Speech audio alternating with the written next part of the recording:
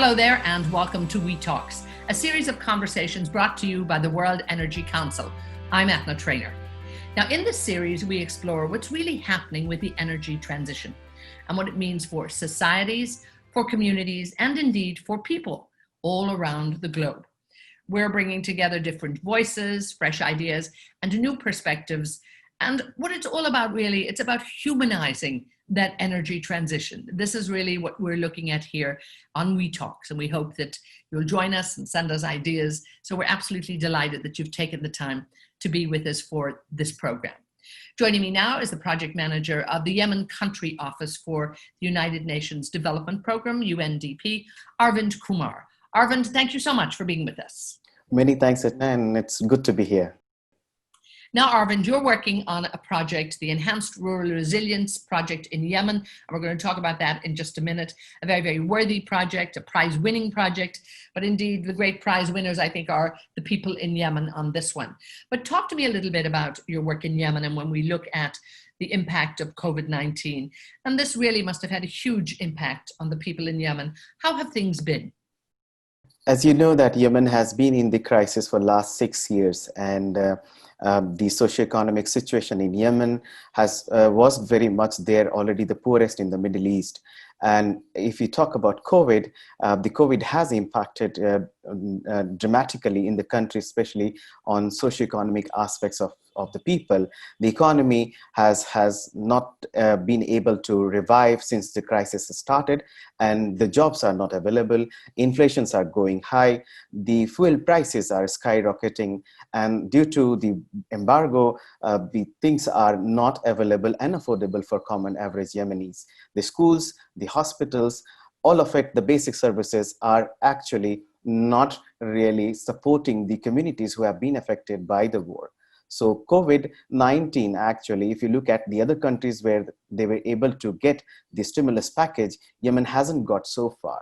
And that is where the people are not able to cope up with the situation of COVID, where they already had the crisis, and now Yemen is being called as a double disaster because of the COVID crisis. And I think we can see that very clear. I mean, a double disaster indeed. What a shame. But some work has been done, and I know UNDP is actually doing great work. And this project, particularly that you've been working on, Enhanced Rural Resilience in Yemen program, this won the 2020 Ashton Award for Humanitarian Energy.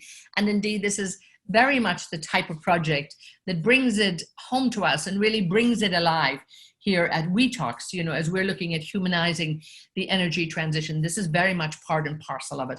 Talk to us a little bit about this fascinating project and what a great initiative that you put in place and have been working on for quite a while. So this particular project is also about the story of tackling the bottlenecks of humanitarian and development crisis, if you say so, and which is in Yemen now. Because it's no longer a humanitarian crisis, it's also unfolding development crisis. So what does it mean? What we have tried in this project to evolve people who have been affected and bring it to the energy aspects where they can sustain the income, which is the biggest bottleneck at the moment in Yemen. People are unable to get a regular job.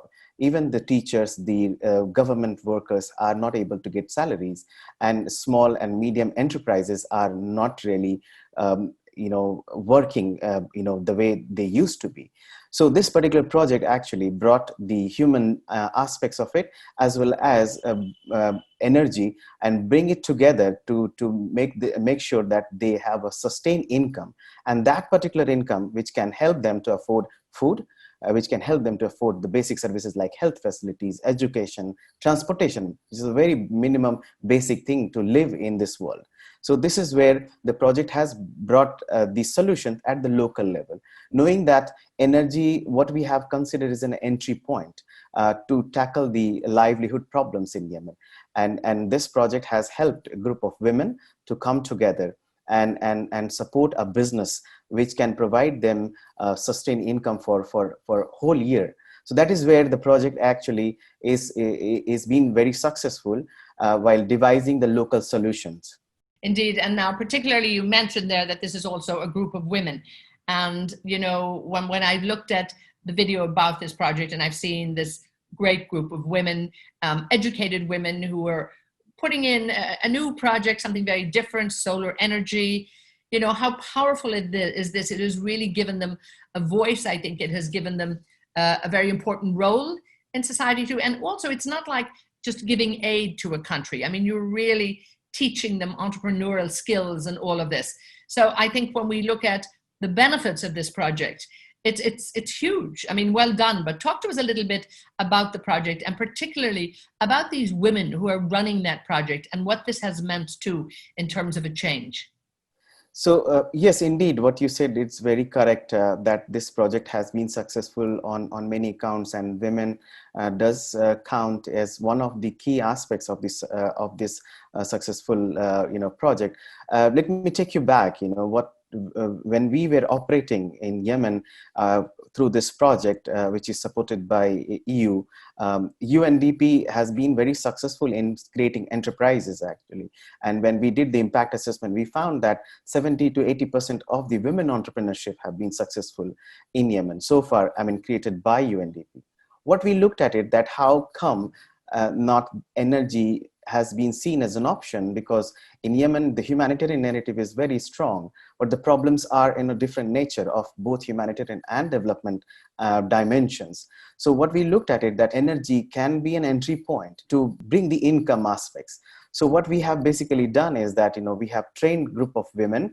And why we are talking about women? Because we also looked at that Yemen sits at the bottom of the gender index, and the crisis has broken that barrier actually, especially the gender division of labor, where now women are much more engaged in economic activities.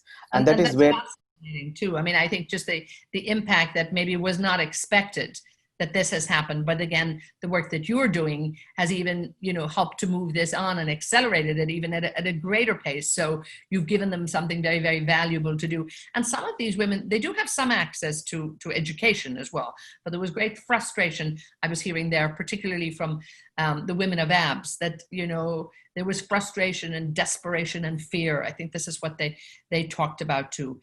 So this project has given them a new lease on life in many ways. Indeed, and when you look at, they are not just one set of group in Yemen, and there are many women and youths as well who have been taken up taken up these kind of activities. Especially they are educated, but they don't find a job, and that due to this crisis, I mean, there is no jobs available. So channeling the group of women into this energy, which to our intervention was in three folds actually, how this has helped them actually to come out from the society and take a leadership role. One was that this was an income generation opportunity with dignity. Second, it was also an income generation opportunity with a decent job. And third was that income was available for them to support their families, to meet the daily needs actually. And these all three has clubbed them to make them more economically empowered. Because what we have also realized in Yemen, to be change agent or leader, you really need to be also economically empowered to support your family members. So this is where the energy has played a great role. Energy transition demonstrated that if it is allowed in the humanitarian setup, probably they can help communities to sustain their livelihood opportunities. Indeed, and I love what you say there, an income opportunity with dignity. How very important here. And I think when we look at this could really be almost looking at women as agents of change in this country. Because when we look at the statistics around the world, bringing the other half of your population, so to speak, into the workforce definitely helps economic growth. And all of this brought together, this is something that, and it firsthand, you're there day to day. This is something I believe the country really desperately needs. Indeed. I mean, if you look at the current situation, I mean, if I can give you an example that, in 2019, the humanitarian response plan in Yemen, 30% of that was cash assistance. And you can imagine that, how many women and youths are engaged or very engaged in that process. But this kind of energy setup or energy driven humanitarian transition or provides them a decent work, because lot many of the work that women probably will not be interested in doing that. And secondly, the cash assistance provision has not changed much of the situation of the family themselves, including women, because it's not for a sustained process, it's not for a sustaining time period, it's very momentarily. But this energy project, which is led by a group of women, has now set up a business which is providing them income on a regular basis. And now they are talking about a scaling up. So this is where I think the difference is between the support of the cash assistance and support of this helping women to demonstrate and set up their own enterprises. So this is what we have tried to support communities to basically absorb the shocks, as well as go beyond and become more resilient. Indeed, and I think it will. We'll be watching this one with great interest, because I think the positive consequences of this could be something, hopefully, that can be repeated in other, particularly in rural areas too. But it's fascinating to do this, but also to actually set this up, to get the solar panels there, to get the whole operation up and running. This must have been quite challenging in a country, that's been war torn for so many years. Little infrastructure, no access to energy, to basic services here. I mean, how did you manage to actually get this in place? And well done for doing it. Thank you very much. So if you look at, the energy, growth in Yemen after the crisis, it has been exponential. But when we looked at it, that how many people, especially in the rural areas where you do not have access to energy, you do not have a means to get these energy except those fossil fuel, or supported energy, which is very costly and also not for a longer period. What we found that, the energy sector has been quite a centralized, where people do not have access if according to their needs and their affordability. And keep in mind that, that the affordability is very, very low. So what we have done is that we have trained women in setting up these microgrids stations. So what it looks like, a couple of panels, in this case there are 36 panels in the backyard, and then you have batteries, and then the wiring. But these women were so eager to learn, because getting them trained and knowing them how to do the business was very essential for these women to run the business for a longer time period. So these women know how to clean the panel. These women know how to provide the provide the wiring to the households, because they serve to the household. Now they are serving almost 40 households, and many more are waiting actually to get the access. And they provide energy for 10 hours, where the diesel can only provide 2 to 3 hours with a huge expense actually. So this business model has not only cut down the energy expenses, but also managed to provide the energy for a longer period. And that's the model has been successful, and it is good competing even in the COVID time. I must tell you that this business, particularly this business, has been successful and continue to make profit. They are even offering COVID prices, energy prices, to the communities who can't even afford, because they have earned enough for the last 1.5 years. So this also demonstrates, yeah. Yes, I mean, what a great story, and the perfect story for us, at We Talks. And when you look at it, the multifaceted dimensions that this has, laid out in terms of, creating good jobs, helping the economy, and also I think, making sure that there's, when we talk about the energy transition, as you said, they're being very entrepreneurial. They're having a bit of a competitive sale going on and helping people and all of that. Hugely important. And again, providing clean and affordable energy, ultimately, what we need to do around the world, especially when we look at countries that are impacted by energy poverty. How would you say, that what role does energy play in terms of, when we alleviate energy poverty, the knock-on effects on the economy, and how powerful that is for development? What do you think? I think, if I take the case of Yemen, it is utmost important. This is the only sector after the construction in Yemen at the moment contributing positively to the GDP. And you can talk about the rest of the sector, probably they are still trying to stand on their own. So I think, you know, the importance of energy sector in elevating even the poverty, including energy poverty, is huge importance. You know, when you look at, you know, that what energy can provide, and some of the ground reality in Yemen is that majority of the water services basically are run on motorized services, which means that you need fuel, and without fuel, that means you cannot run. And that's why we had a cholera historical outbreak. The hospitals, the schools, the water, all of them needs energy.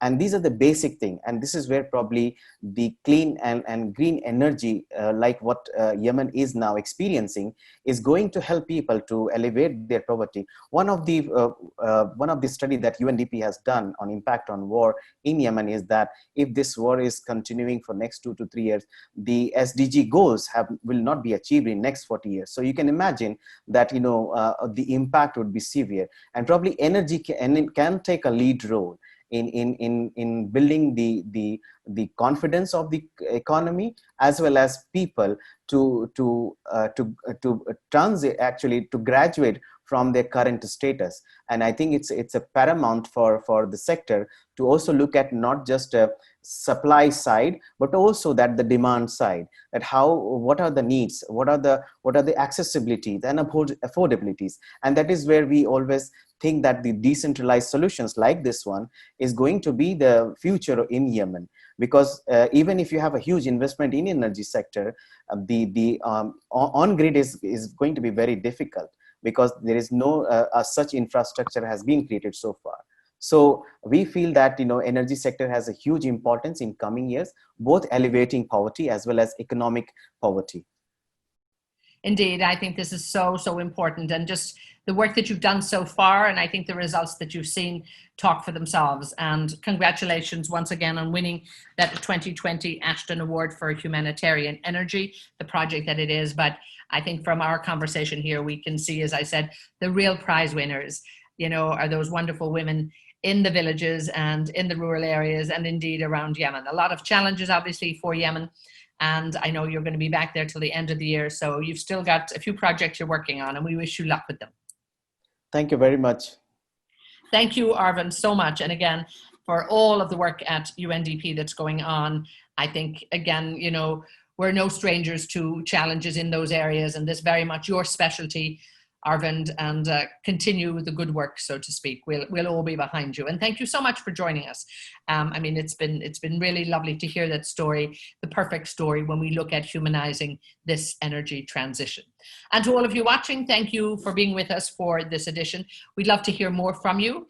And from all of us here at the World Energy Council, thank you so much. So do stay in touch. That's worldenergy.org/WeTalks. So you're looking at us, you're finding us, you're engaging with us. This is what it's all about as we continue this great series of conversations from the World Energy Council. So from all of us here at WeTalks, that's it for now. I'm Ethna Trainer. Thank you so much, and we'll be back with you shortly.